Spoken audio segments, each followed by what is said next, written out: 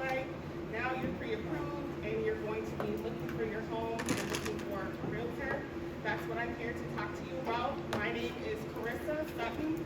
I'm a licensed real estate agent and realtor here in the state of Minnesota. Can everybody hear me in the back? Yeah. Okay, good.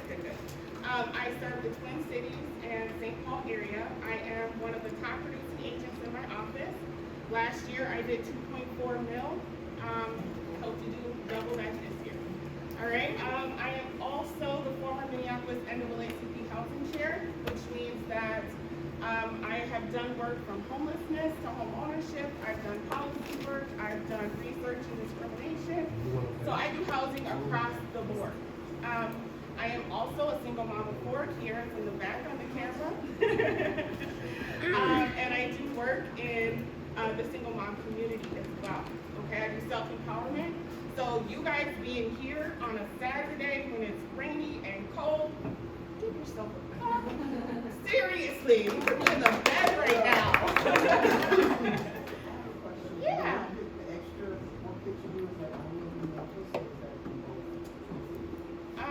Which part of it? Like the single moms, all the other extracurricular things that you were saying. Yeah, I mean, I could do. Yeah, I mostly focus in Minneapolis and St. Paul, but I'll talk to any mom. Yep, any mom, anybody. So I work with a lot of nonprofit organizations too, with housing specifically as well. Okay. All right, so we're gonna get started, and let's make sure we're going the right way. We're not. All right. So today's agenda, we're going to talk about what does it mean to own a home? What are the common types of homes? What are some of the other types of home ownership? I bet you guys probably didn't know that there's other types of home ownership. What do real estate brokers and agents actually do? And then how do you choose an agent and finding the right home for you? Okay. All right, so what does it mean to own a home? All right, so that legal term is really title, right? You hold title to a specific piece of property and land, which means that you own the structures on it. So you own the air above your home, you own the actual home itself, and you own the land and mineral rights underneath it as well, okay? The city does own some piece of that structure, but just to let you know, you do own the air and land and mineral rights underneath it.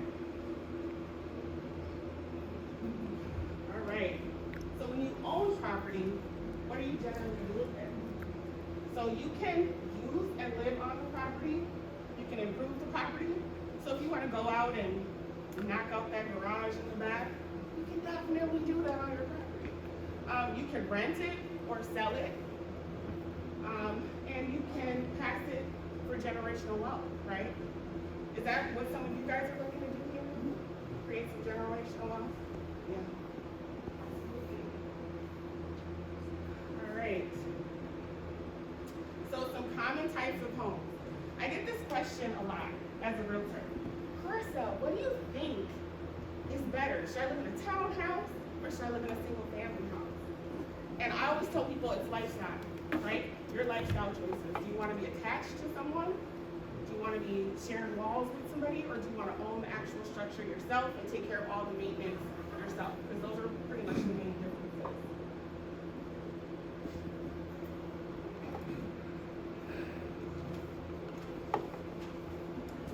All right, and multiplexes are normally, when there's 2 to 4 units, you can own one, owner occupy it, and you rent out the other units. Yep. So that's one type of home, 2 types of homes. Next one is townhouses. Those are usually together, 2 properties together. You can either, with those, there's HOAs, right? So the convenience of having a townhouse is obviously the outside maintenance is done for you at a cost. And some of those shared things, I've seen some HOAs, they cover things like some of your utilities. I've seen some of that, so like if there's shared internet on the property, sometimes that's in your HOA, okay? Condominiums. This is the interesting thing about condominiums.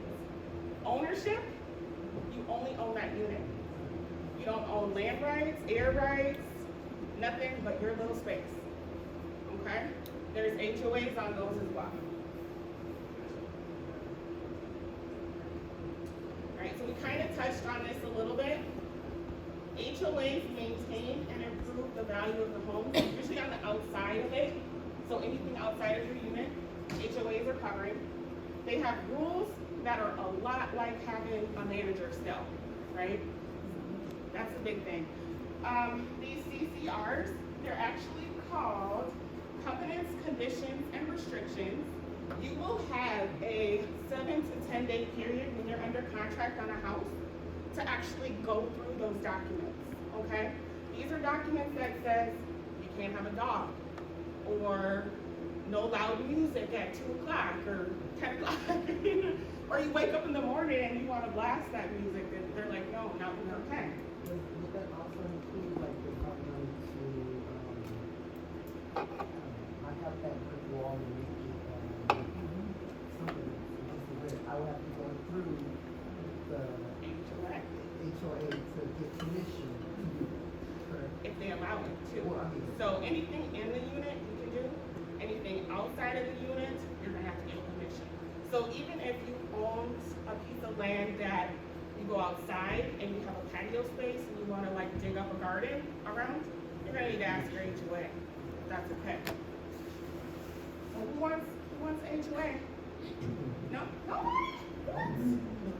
What? It's like living back at your parents' house, and permission to, I don't know, maybe they. That's so true. Can I put this on here real quick? Oh, yeah, Great. absolutely. Put this one. Hi, everybody. Hey, how's Little it going? microphone. No pressure. Yeah. Hey, just so you know, we're just doing a little promotion. I'm with PPL, a little promotion about the class here. So for whatever reason you don't want to be on camera, just wave your hand. And the go talk behind you will know. I'll be like, Hey, look, she's like, hey, come up here and take a picture with me, girl. Get back inside, y'all. I would have put on my good wigs. It was raining outside, and I'm like, all right, cut that out. Cut that out.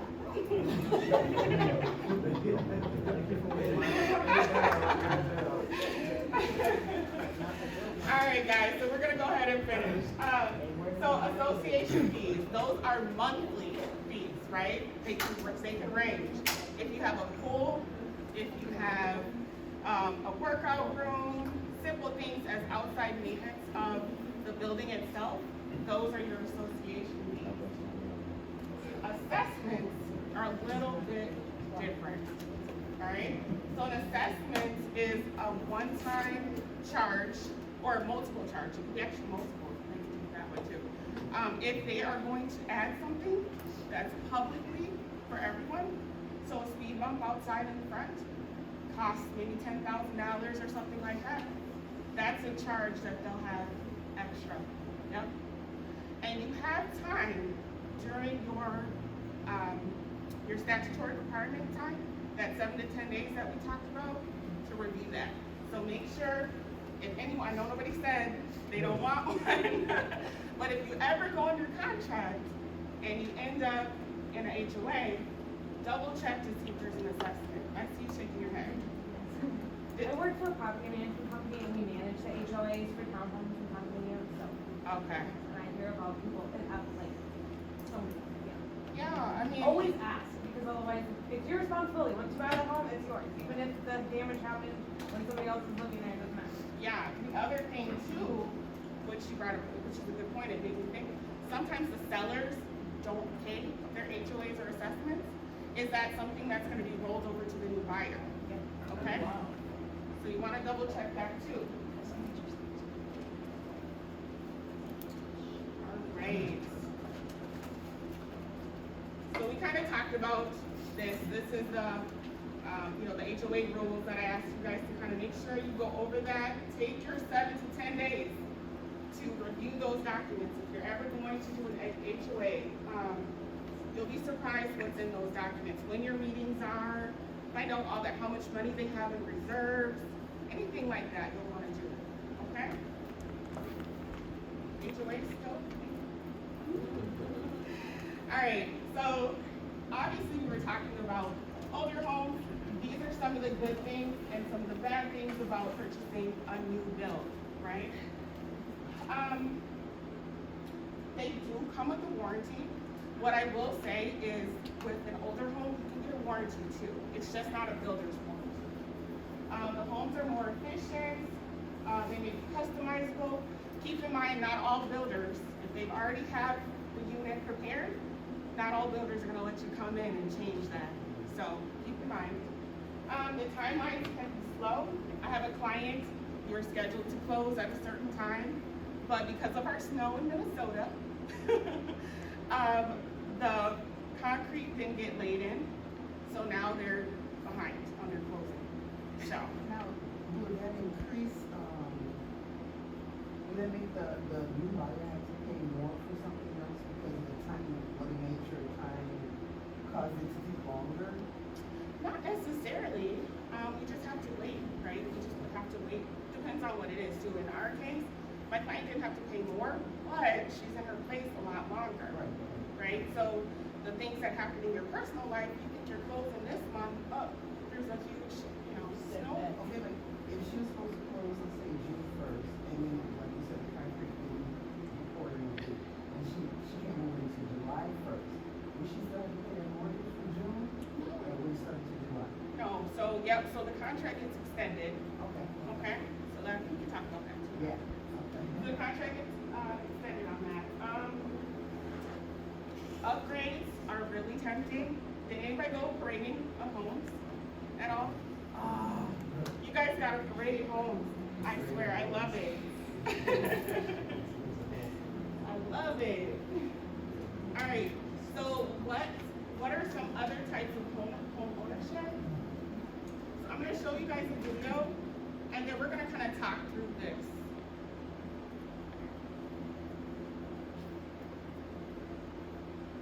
Reach, even though many families are able to take on that responsibility. Buying a home the traditional way isn't an option for everyone. Individuals may not have the right credit score, a large enough down payment saved, or a high enough income to qualify for home ownership in the community they live or grew up in. Families with modest incomes may also constantly have to move due to rising rents, making it nearly impossible for them to make investments or stay in their long-term community. Conventional efforts to make home ownership accessible to more families often include down payment assistance or other one-time investments.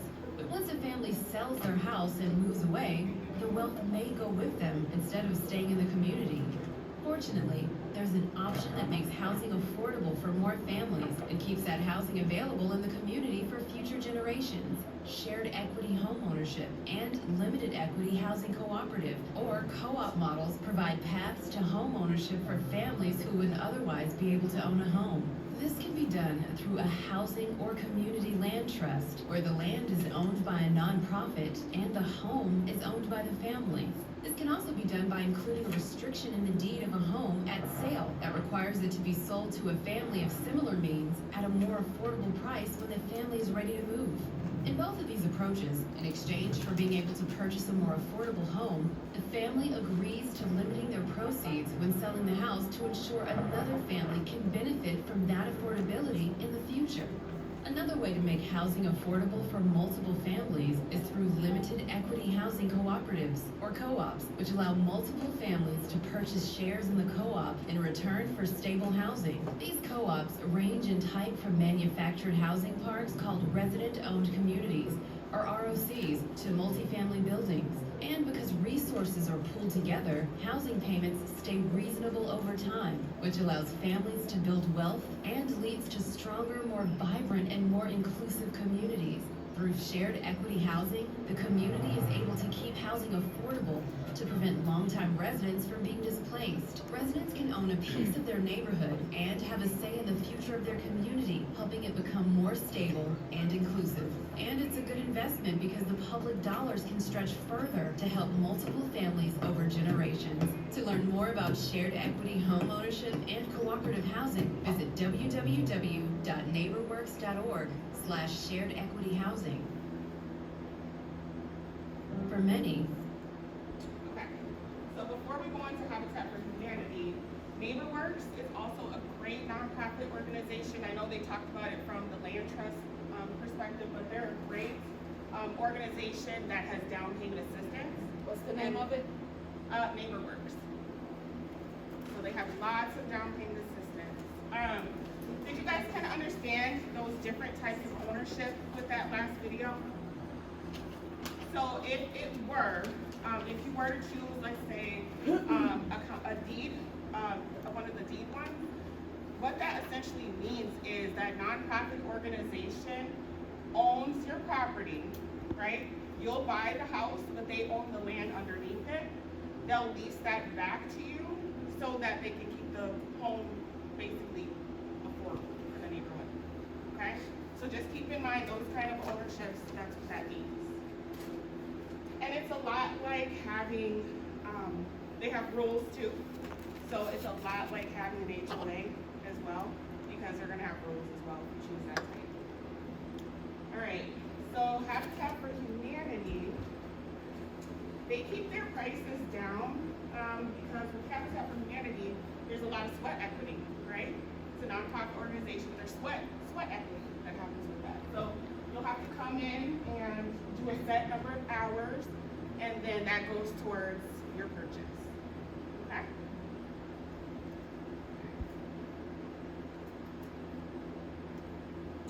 Foreclosed homes. I went and saw a foreclosed home yesterday with one of my clients. Prices are great, but I told them the pictures don't do justice, and I don't mean that in a good way. Those homes are usually sold as is. They're owned by the bank. You can always get an inspection on them, but just remember that is going to be just for your peace of mind. The bank may not negotiate on that. They're not going to fix those things. The home is sold as is. So we pulled up yesterday to a foreclosed home. The garage is off. My client was sitting in the car and she's like, I'm not going in, Corissa. But her husband's like, I could do this work.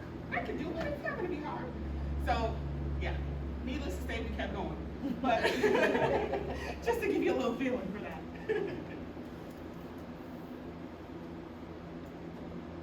All right, so what do real estate brokers and agents actually do? Before we get started on talking about what we do, how we get paid, I like to bring this with me when I teach classes. This is a disclosure that every single agent should give you. If you are ever talking about price, motivation, how much money you have down, or anything financial, because this explains the ways we can represent you. So that you understand that if you walk into an open house and you have your pre-approval and you give that lender your pre-approval, or that agent your pre-approval to buy the house, who do they represent?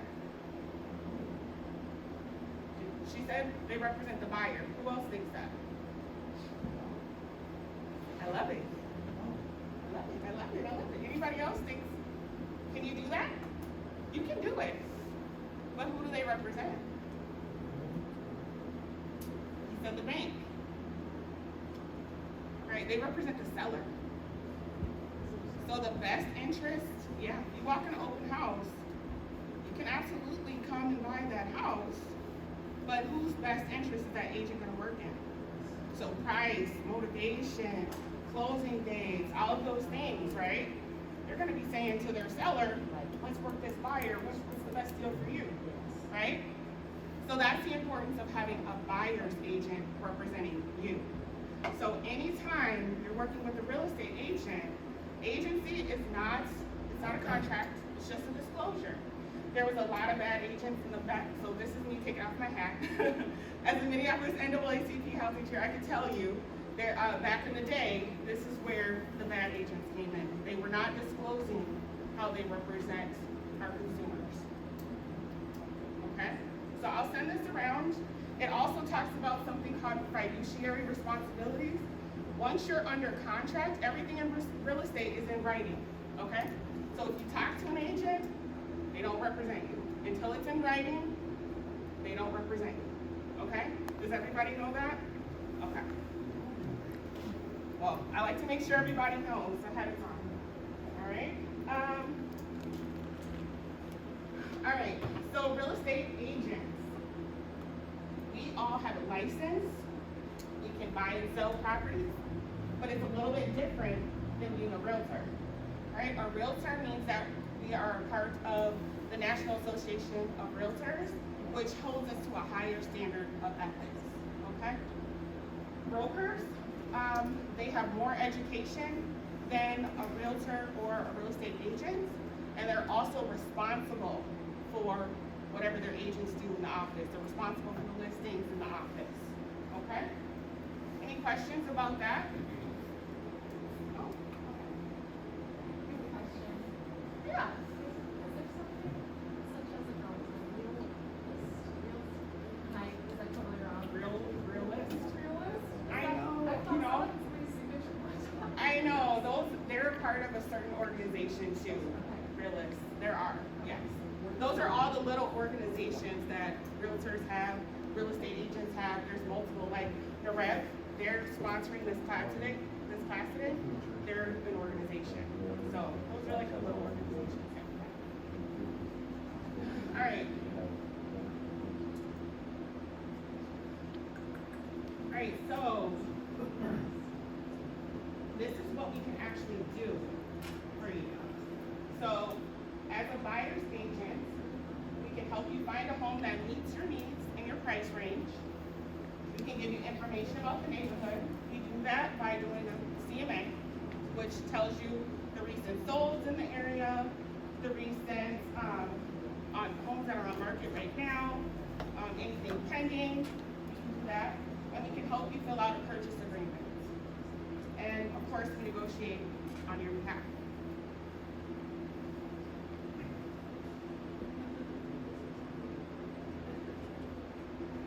All right, so this is that seller's interest that we kind of talked about. I kind of jumped a couple, but it's just that reminder that, you know, that any agent that represents the seller, this is what their interests are. Their best interests are, they recommend how much the home should be sold for. Just because the home is listed and recommended by the listing agent at that price, your buyer's agent might do a CMA and think that they're significantly overpriced, okay? You probably get it less, maybe, or they can negotiate how to get it less.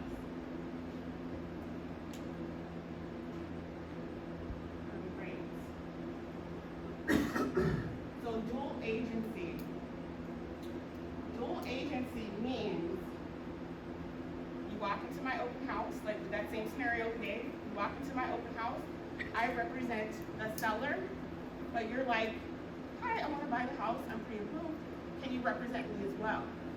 When we do that, I have to pull out that agency document that's going around to let you know that my first interests are to the seller, but yes, I too can represent you as well. And in doing so, if you agree, then that's dual agency.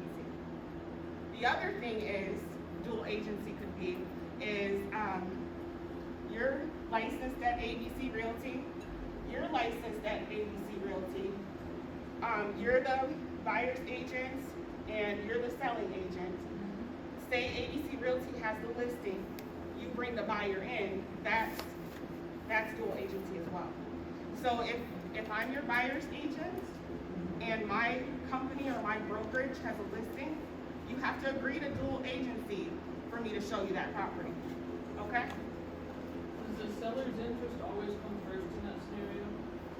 Whoever signed that contract first, by state law, we owe them our fiduciary responsibility. So we always argue about, like some agents, we do this, about dual, because how can we both represent? I think we're facilitating, because if I know your interest and I know the buyer's interest, how can I work, you know what I mean, in the best interest of both when I know too much? So sometimes you become a facilitator between the two, and that's on agency, okay? That's on the back. Facilitating means we just hand the documents. You tell me, I wanna offer this price. I tell the seller, they wanna offer this price. I'm not negotiating or doing any work in between the two. I just pass the documents and make sure it's right. And it just depends on who signed the contract first, so if you have a buyer, and then all of a sudden somebody's opening up their house and you do it. It's dual agency. So in our buyer's representation agreement, I'm gonna, anybody who signs a buyer's representation agreement, your agent is going to tell you, do you agree to dual agency? This means that if okay, I'm with Keller Williams, if I'm with Keller Williams and we have a listing, and it's my friend's listing in Keller Williams, but we're both at Keller Williams, that is dual agency. But it can work in the bad way too, and it did in the past. That's why I gave you both sides, okay?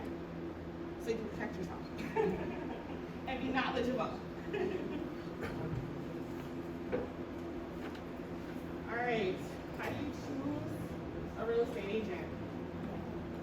So these are a couple of suggestions of how you can choose a real estate agent. I would also say, look at reviews, right? This is the time when Google will tell you everything about a person. So if you want to know something, Google them, find out about reviews. I've also said, think about who they are as a person in their community and what they do. Do they work at this price point normally? How many sales have they had? Anything that's important to you, because this person's going to be working directly with you, finding the most expensive piece of land you purchase you're ever going to do. And you need to be able to trust them with everything. If you're confused at 10 a.m. and they only take calls between whatever, you know, so those are things you want to ask and things you're going to want to know.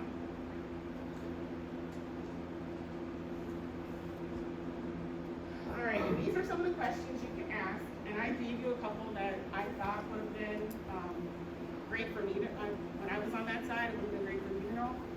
So I just shared that with you. But things like, do you normally work with buyers or sellers? There are agents who specifically only work with sellers, and they refer out all their buyers agents. So that's something good to know too.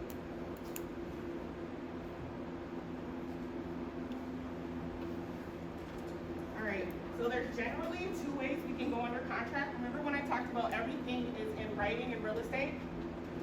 We will go under contract either exclusively or non-exclusively.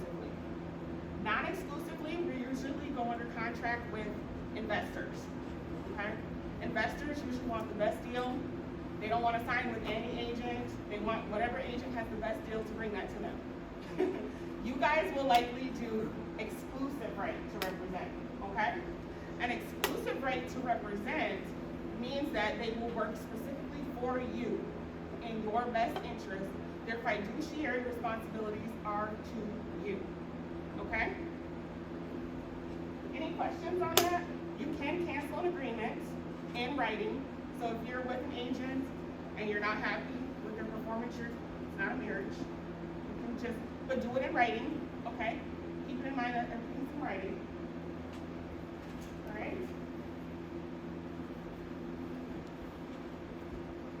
All right. And then do you guys know how we get paid?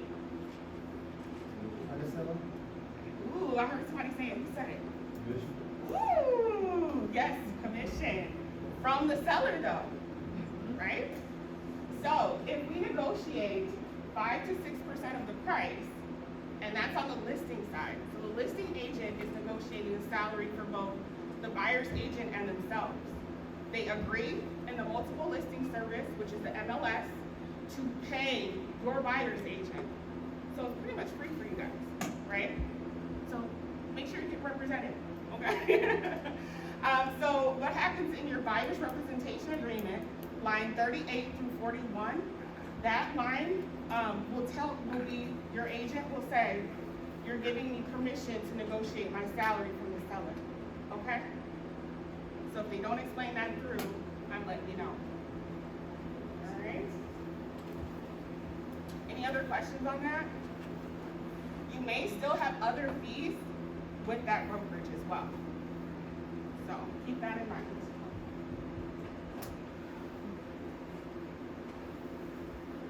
All and how to find the right home. Needs versus wants. You guys, you would love to have a pool out back, like, yes, right.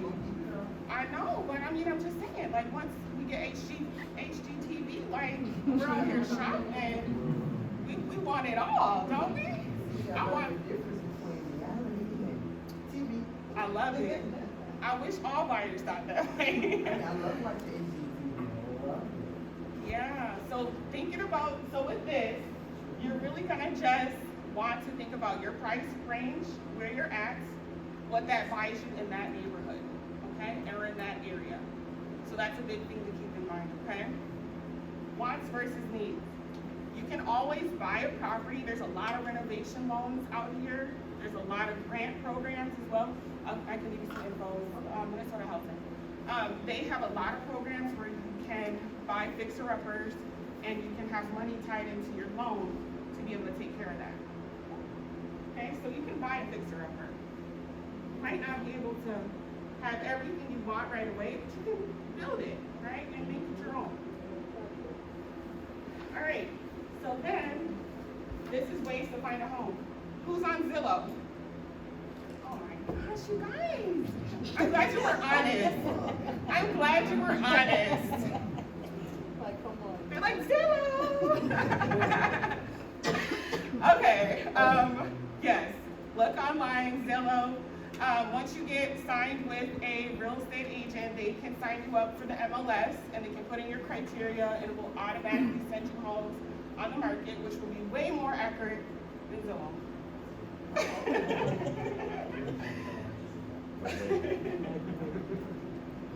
All right, guys, and that's it. That's it for me. Thank you. Any questions? Any questions? No? No? Just really quick, why is Zillow not a good option? You know, that Zestimate, I'm just like, you know why? Because it's not run by realtors, right? They're getting our information second, third hand from our MLS. So the best search to get is coming directly from the multiple listing service, where us realtors are plugging in our listings, everything's accurate and updated, versus coming from a third-party source that's buying it outright. Is that it, guys? Yes. Well, thank you. Yes, you're welcome.